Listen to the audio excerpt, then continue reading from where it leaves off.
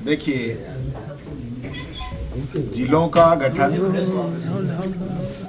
तहसीलों का गठन, पंचायत समितियों का गठन या पंचायत समिति जिला परिषद के वार्डों का गठन या ग्राम पंचायतों का गठन, ये जितने भी होते हैं ये पब्लिक को सहूलियत देने के लिए किए जाते हैं कि पब्लिक को आराम मिले, नज़दीक कहाँ से उनको सुविधा रहती है, इन सब चीज़ों को लेकर किया जाता है।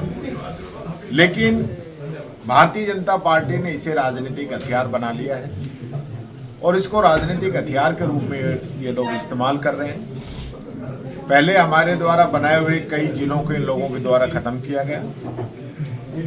उसके बाद पंचायती राज और नगर निकाय के जो वार्ड बने उनके अंदर गड़बड़ियां की गई, नियम विरुद्ध उनका परिसीमन किया गया।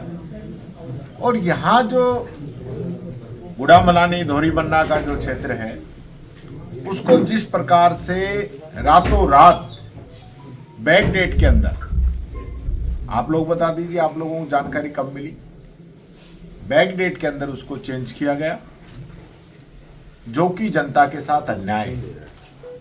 और जनता के साथ इस अन्याय में जनता का साथ देने के लिए हमारी कांग्रेस पार्टी के नेता हेमाराम चौधरी जी पिछले 10 दिनों से वहां पे बैठे हैं।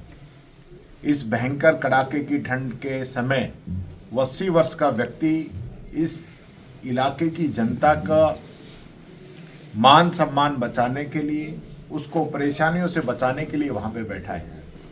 मैं कहना चाहूँगा इस सरकार को, सरकारें बनती है जनता की सेवा के लिए।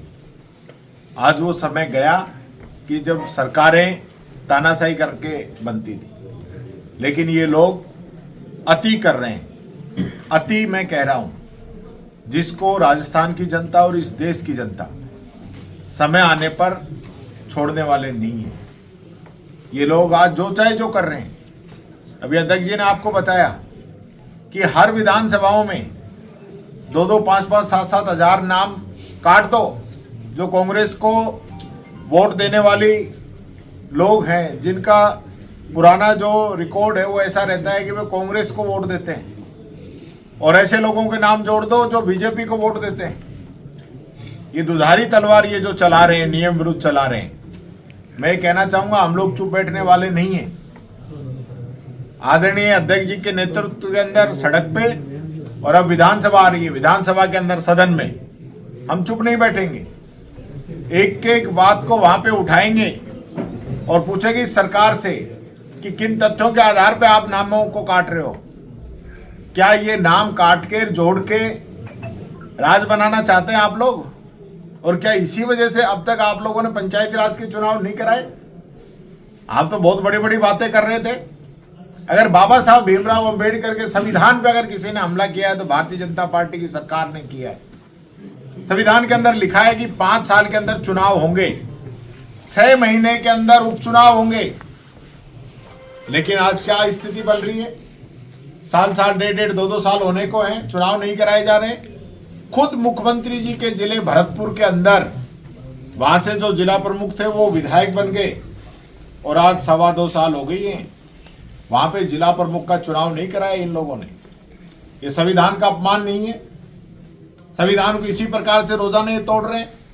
संविधान के अंदर लिखा हुआ है कि पंचायतों का पुनर्गठन किस प्रकार से किया जाएगा, लेकिन उस पे भी ये लोग तलवार चलाने का काम कर रहे हैं। और इसी प्रकार से जिलों के अंदर भी आम व्यक्ति को मजबूती देना सरकार का काम है।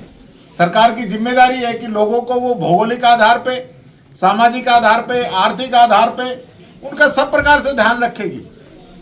लेकिन ये सरकार रख रही है क्या? मनरेगा जैसी योजना जो गरीबों के लिए बनी, जिस दिन ये योजना बनी थी, पूरे देश की सरकारों ने इसका समर्थन किया था, सभी राज्यों ने। और लोकसभा और राज्यसभा के अंदर सभी विपक्षी पार्टियों ने, पक्ष ने इसका समर्थन किया था, तब मनरेगा लागू हुआ था। आज मनरेगा का क्या हाल कर रहे हैं लोग, क्या हालत इन लोगों ने कर दी, क्योंकि इसका जो फायदा है गरीब को मिल रहा है। गांव के अंदर रोजगार मिला, बंधुआ मुक्ति से उनको छुटकारा मिला, गांव के अंदर समृद्धि आई, पैसा आया, गांव का आधारभूत जो है ढांचा वो विकसित हुआ, लेकिन इनको तो गांव पसंद नहीं, इनको गरीब भी पसंद नहीं, इसलिए ये इस योजना को बंद करने का काम कर रहे हैं। मैं ये कहना चाहूंगा, आज पूरे प्रदेश के अंदर कानून व्यवस्था के क्या हालात है। चलती गाड़ियों में बच्चियों के साथ बलात्कार किए जा रहे, रेप किए जा रहे, कोई बोलता है क्या? कहां चले गए सारे लोग जो कहे थे कि नहीं सहेगा राजस्थान, जो नारे लगाए थे, बड़े बड़े होर्डिंग लगाए थे, कहां चले गए ये लोग? मैं भारतीय जनता पार्टी वालों से पूछना चाहता हूं कि कल के एक अखबार में मैंने 2 न्यूज देखी। एक न्यूज तो थी कि सरकार आने के बाद में 25,000 मुकदमे कम दर्ज हुए, उसका कारण एसडीएम तक स्तर तक के अधिकारियों को धरने पे बैठना पड़ता है मुकदमे दर्ज कराने के लिए।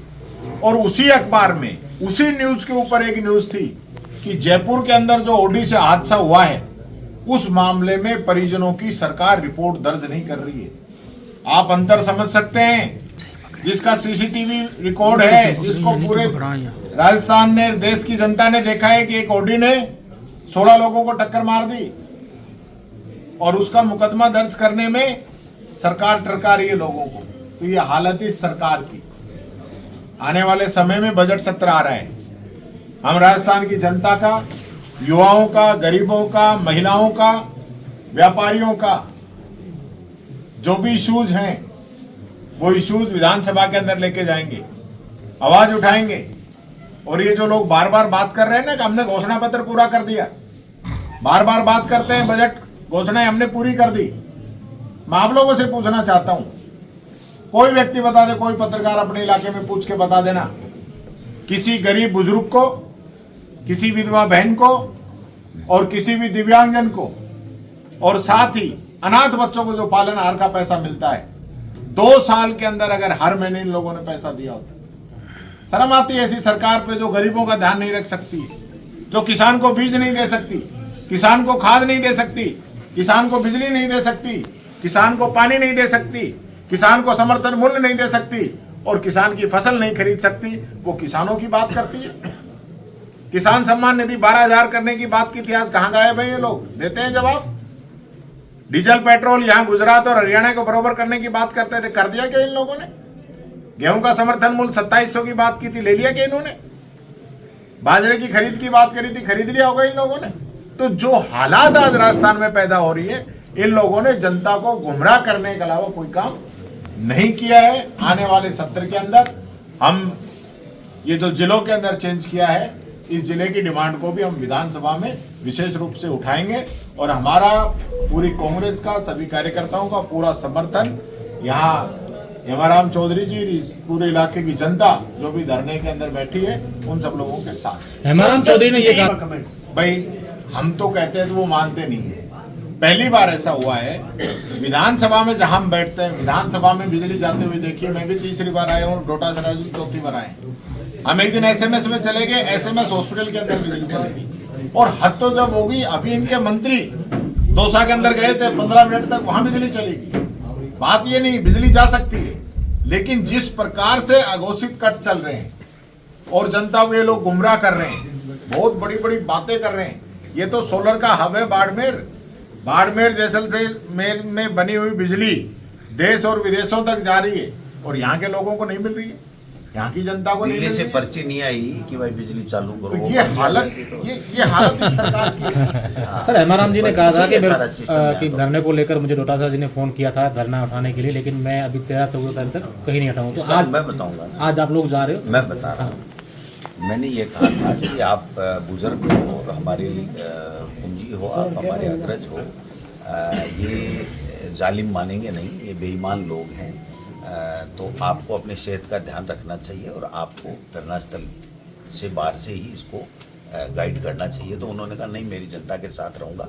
तो मैंने कहा फिर मैं भी आऊँगा। तो आज आगे क्या प्लान है? अभी बड़ा प्रदर्शन होगा। प्लान तो जनता जो प्लान करे, माई बाप जनता है हमारी, तो भाई हम तो जनता के सेवक हैं।